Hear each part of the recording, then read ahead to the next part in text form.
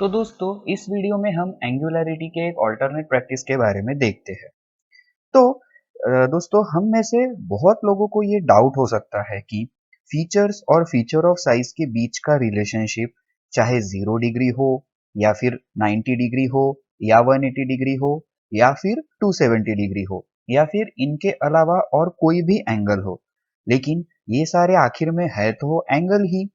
तो फिर क्यों हम 0 डिग्री और 180 डिग्री के लिए एक कंट्रोल जो कि पैरेललिज्म को यूज करते हैं, 90 डिग्री और 270 डिग्री के लिए एक कंट्रोल यानी कि परपेंडिकुलरिटी को इस्तेमाल करते हैं, और फिर बाकी एंगल्स के लिए एक कंट्रोल यानी एंगुलरिटी का इस्तेमाल करते हैं।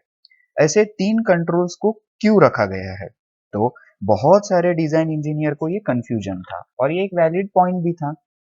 और ऐसे कई सारे एप्लीकेशंस में ये कंफ्यूजन था कि किसका इस्तेमाल करें, या तो हम परपेंडिकुलरिटी का इस्तेमाल करें या फिर एंगुलरिटी का इस्तेमाल करें।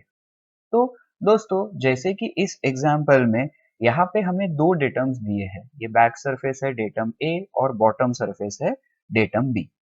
तो यहाँ पे हम इस सरफेस को जो कि एक एंगल पे है उसे कंट्रोल कर रहे हैं इस बॉटम माफ कीजिए इस बैक सरफेस के साथ, बॉटम सरफेसेस के साथ जो कि डेटम ए है। तो यहाँ पे डेटम ए एक प्राइमरी डेटम है।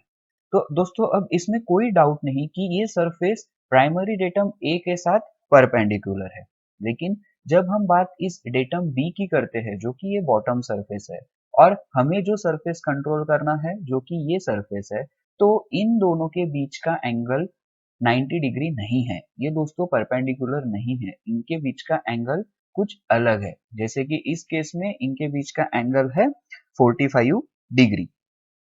तो यहाँ पे दोस्तों हमें कंफ्यूजन था क्योंकि हम डेटम ए को प्राइमरी डेटम ले रहे हैं, तो क्या हम परपेंडिकुलरिटी का इस्तेमाल करें यहाँ पे, या फिर डेटम बी जो कि सेकेंडरी डेटम है वहां पे हम कुछ अलग एंगल यूज कर रहे हैं जो कि 0 डिग्री, 90 डिग्री, 180 डिग्री और 270 डिग्री के अलावा है, जैसे कि 45 डिग्री है इस केस में।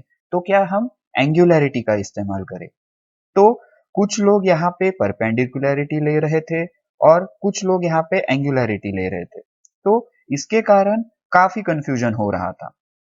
तो इस कंफ्यूजन को ओवरकम करने के लिए ASME Y 14.5 2009 स्टैंडर्ड में एक नए प्रैक्टिस को इंट्रोड्यूस्ड किया गया जिसे हम ऑल्टरनेट प्रैक्टिस कहते हैं। तो दोस्तों अब ये ऑल्टरनेट प्रैक्टिस क्या होता था?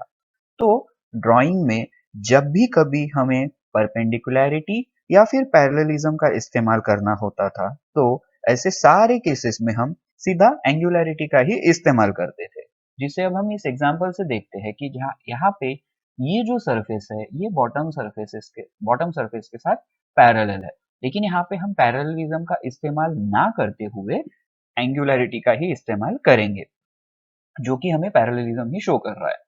अब बात इस सरफेस की जाए तो ये सरफेस बॉटम सरफेस यानी डेटम ए के साथ परपेंडिकुलर है, तो यहाँ पे भी हम परपेंडिकुलरिटी का इस्तेमाल ना करते हुए एंगुलरिटी का ही इस्तेमाल करेंगे जो कि इसके परपेंडिकुलरिटी को ही कंट्रोल करेगा। बात इस सरफेस की जाए तो ये डेटम सरफेस ए के साथ पैरेलल है, लेकिन यहाँ पे भी हम पैरेललिज्म इस्तेमाल ना करते हुए एंगुलरिटी को ही इस्तेमाल करेंगे और वो भी इसके पैरेललिज्म को ही कंट्रोल करता है। तो इस तरह से तीन अलग अलग कंट्रोल ना रखते हुए हमने सिर्फ एंगुलरिटी कंट्रोल को ही रखा है इस ऑल्टरनेट प्रैक्टिस में। तो ये था दोस्तों एंगुलरिटी में ऑल्टरनेट प्रैक्टिस का डिस्कशन। Thank you.